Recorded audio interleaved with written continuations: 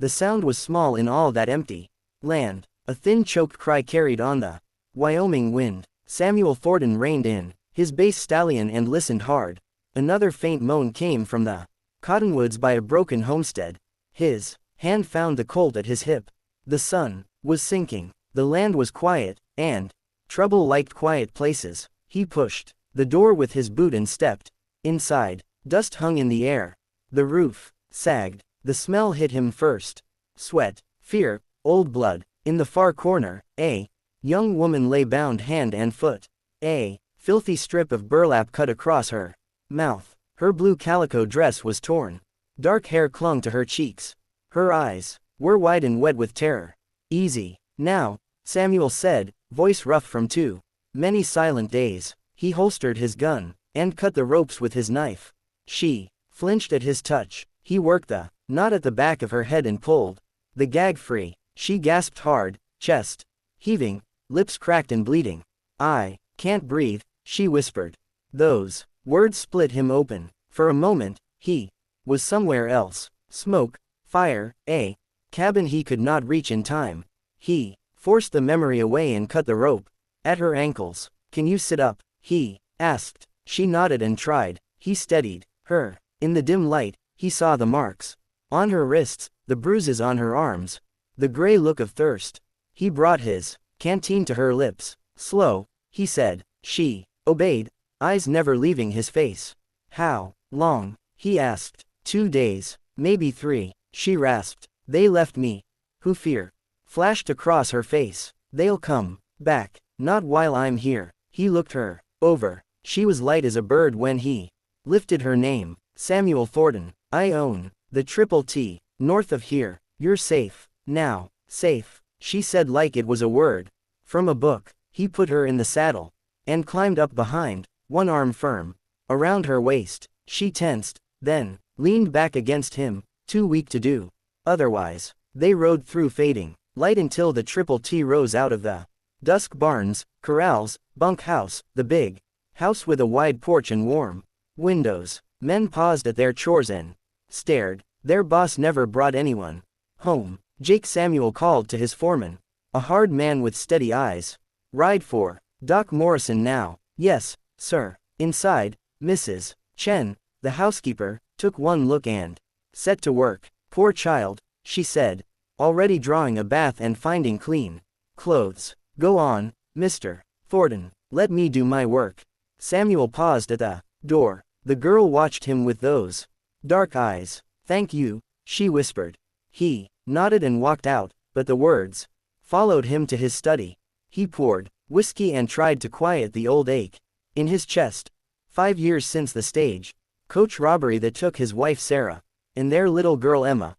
5 years of building fences and counting cattle and not feeling. He told himself this was simple decency. Help her, then send her on. That was all. Morning brought thin light through lace curtains and the smell of coffee. The girl came to his study in a plain brown dress. Mrs. Chen had found clean hair braided, bruises fading. She looked small but steadier. "Please sit," Samuel said. "How are you feeling?" "Better, thank you." She folded her hands. "I'm Grace McKenna." "Grace," he repeated. "Doc says rest and food will set you right. You can stay as long as you need. I don't want to be a burden. It's no trouble." His tone left no room for argument. "I need to ask who did this." She swallowed. "Tom Carroll and his men. They run a business in Laram. They promise jobs to girls who travel alone. Seamstress shopgirl. When the girls arrive, there are contracts and debts for travel. If you try to run," she touched the angry marks at her wrists, "they make sure you learn." Samuel's jaw tightened. He had heard talk in town and had looked the other way. "You were headed west to an aunt in California." She said. "I sold everything for train fare. A well-dressed woman met me in Laramie." She smiled. "She said she had a place at a dress shop."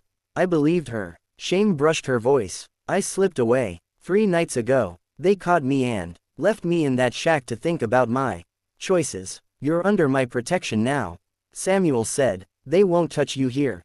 You don't know them. They have friends, even lawmen. And I have 20 riders in a long reach. He said, if we need law, we'll get law, real law. Hoofbeats thundered in the yard. Jake burst in, without knocking. Boss, riders coming up the north road, 3 of them, asking after a runaway girl. Samuel stood, every line of him firm again. How far? 10 minutes. Tell the boys to keep working, but keep rifles close. I'll meet them at the main gate. He looked at Grace. She had gone pale. Jake, take Miss McKenna to the root cellar. Bar the door. I won't hide, Grace said, standing quickly. I'm tired of running. Quote, this isn't a debate, Samuel said, gentle but iron. Jake guided her out. Samuel buckled on his gun belt and stepped into a gray morning. Clouds crawled in from the mountains. A storm was brewing. He took his place at the gate, thumbs hooked in his belt, eyes calm, body ready. Behind him, he could feel his men taking positions in the shadows. 3 riders came through dust, hard faces, bad eyes. The lead man had greasy black hair and a white scar on his cheek. He pulled up and tried to smile. Morning, friend. Name's Bill Hardley. We're looking for some property. Wandering kind. This is private land, Samuel said. No property like that here. Hardly smile. Thinned girl, dark hair, about 20. Poor thing, not right in the head. Family's worried. Haven't seen anyone like that. Samuel said, mind if we take a look around? Wouldn't want you to get in trouble. I do mind. A younger rider leaned forward, hand near his gun. You know who you're talking to, old man. Mr. Carell doesn't like being told no. Then Mr. Kell and I have that in common, Samuel said. The yard went so quiet he could hear the wind in the cottonwoods. Harley's hand drifted toward his pistol, then stopped. Something in the way Samuel stood, still as a nailed board, eyes like winter, made the man think twice. This ain't over, Harley said. Mr. Carell has papers on that girl. Debt bonds. You block lawful recovery, you'll answer to a judge. I look forward to it. Now get off my land. They wheeled their horses and galloped off, dust swallowing them. Samuel held the gate a long breath more, then turned. Jake, he called, bring Miss McKenna back to the house, then send a rider to town. I want Marshal Brennan out here before nightfall. He climbed the porch steps and paused. Rain scented the air. Inside somewhere, a young woman tried to be brave. He felt the old walls inside him shift. He had told himself to help and walk away, but the moment Hartley said, property, something settled in Samuel Thornton's heart. If the fight was coming, he would face it on his feet, and this time he would not be too late. Storm clouds rolled in from the Laram mountains before noon. The wind carried the smell of rain and the taste of trouble. In the big house, Grace sat across from Samuel in the study. Her hands were steadier now. Her voice was, too. She told him how a smartly dressed woman had found her at the depot. How kind words and warm tea had led to a locked room and a ledger full of debts she never made. How Tom Carroll's men watched the doors, watched the streets, watched the girls until hope went thin and small. You were alone, Samuel said. They hunt for that. Grace lifted her chin. Not anymore. They rode into Cedar Ridge that afternoon for supplies and to read the town. The street was busy with drovers and buyers. At the Silver Dollar Saloon, Tom Carroll held court in a fine suit that did not hide his cruel eyes. Samuel walked through the bat wings and the room went quiet. Mr. Thornton, Kiel said, spreading his hands. Join me. I'll stand. Samuel said, I have one thing to say. Miss McKenna is not property. Kiel smiled without warmth and drew out a folded paper. She signed a contract, took $300, then ran. Judge Harwick will confirm the law. I've seen your kind of law, Samuel said. It stinks of money and fear. A big man with a scar on his cheek rose from a nearby table. Bill Hardley. His hand hovered near his gun. You calling the judge a liar? I'm calling you out of my way, Samuel said. Tell your boss to keep his distance. Quote, when Samuel left the saloon, people watched him from doorways and then pretended they were not watching. At Morrison's Dry Goods, the owner spoke in a low voice. Judge Harwick was coming too. Town. Papers would be signed. Warrants would be ready. Across the street, Margaret Sinclair, the banker's wife, stopped Samuel and pressed a list into his hand. 12 names, 12 girls, dates, places. Disappeared. Not everyone is blind, she said, but fear is a hard jail. Back at the Triple T, Samuel doubled the watch. He walked the fence lines at dusk and traced the porch rail as if it could tell him what came next. After dark, he heard thunder long before the rain. He also heard the sound of many horses. They came at daybreak. 20 men in a rough half circle at the gate. Tom Kell in front, Judge Harwick in a black coat, Sheriff Daniels at his side with a tight face and darting eyes. Mr. Thornton, the judge called. I have a lawful warrant for the return of Grace McKenna. Samuel stood in the open with his rifle resting easy in his hands. Behind him, his men were shadows in windows and doorways. You have paper bought with a bribe. That is not law. The court has ruled, Harwick said. Refuse, and you will be charged. Quote. Grace stepped onto the porch before Samuel could stop her. Her hair was braided neat. Her eyes were clear. I will speak, she said. I was taken by lies. I was beaten for trying to leave. I owe no man a debt for my own chains. You will be silent, Harwick snapped. A contract breaker does not address the court. Samuel's voice turned flat. The only way she leaves is over my dead body. The yard went still as winter. Then Grace did something none of them expected. She walked down the steps with her hands open. I will go, she said, and Samuel felt the ground tilt. He caught her arm. No. She looked up at him and he saw both fear and resolve. You have a ranch to protect, lives to protect. I will not be the match that burns it down. She stumbled, just a little, as she passed Jake. The foreman steadied her. In that small touch, Samuel saw Grace slip something into Jake's palm. Jake's eyes flicked once. He understood. Hardly tied Grace's wrists. She stood tall anyway. I have conditions, she said.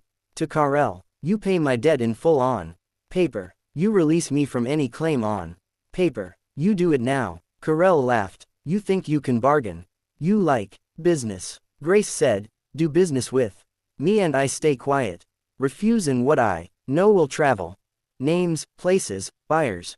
Even a judge's birthday that opens a safe. The judge went pale. Carol stopped, laughing. He gave a small nod. Harwick wrote the release with a shaking hand.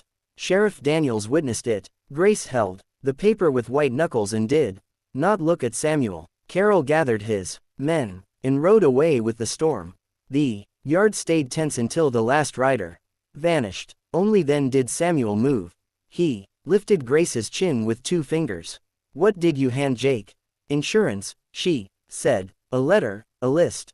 If anything happens to me, Marshal Brennan gets both. Before sundown, riders clattered into the yard. Marshal Brennan and 2 deputies. He was tall and spare with eyes that missed little. Got word from your man, Brennan said. Names match missing person. Reports out of Laramie and Cheyenne. I can build a federal case, but I need time. You will not get it. Samuel said. Carell will strike before dawn. He was right. Smoke smudged the evening sky over Cedar Ridge. The east barn took fire. The herd scattered. Samuel's men put the flames down, but the message was clear. The release paper had bought only a day. That night, Grace and Samuel sat by the kitchen lamp with Jake and the marshal's young deputy, Tom. The wind rattled the shutters. Rain hissed against the glass. We run for Denver, Tom said. 3 days hard riding. Safer there. No, Grace said. Running only feeds men like Kell. We need proof. His ledgers, Brennan said. His letters that would hang him. Where does he keep them? Jake asked. In town, Samuel said, or in his head man's saddle bags. Grace shook her head. He will not leave them alone. He will keep them close. But he will leave them for gold. Samuel looked at her gold. She set a small leather pouch on the table and opened it. Nuggets rolled into the lamplight, yellow and heavy. Where did you get from your locked box? She said softly. Mrs. Chen showed me your wife's melted rings. I'm sorry. Samuel stared at the gold, then at Grace. He let out a slow breath. Number. You're not wrong. She would have used it to save someone. Grace's plan was simple and risky. She would stumble back into Carriel's reach with a story about a cave in the high country and old Spanish treasure. She would bait his greed. She would draw him and his ledgers away from town. Samuel and Jake would pick the ground. Brennan would be ready with warrants and men. Devil's Canyon. Jake said, narrow gut. One way in, one way out. Too dangerous, Samuel told Grace. She met his eyes. He chained me like an animal. I choose the risk. They left before dawn for a line shack in the hills. Snow came early and hard, but the little cabin held.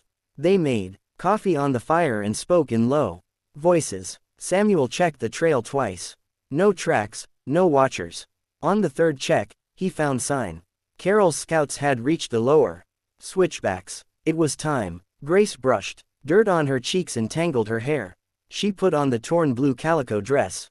She looked like the girl Samuel had first found, except for the steel in her eyes. If I do not come back by sundown, she said, you ride for the canyon and you do not wait. Samuel caught her hand. You come back, I will try. She squeezed his fingers. We breathed together now. Remember. She slipped into the trees like a shadow. By mid-morning, Jake came up from the valley with news. Kill took the bait. 10 men riding with him. He's heading for Devil's Canyon. The rest are at your house, boss. The judge is there, too. Quote. Samuel felt the heat rise behind his ribs at that. Then we split. I take the ranch, you take the canyon.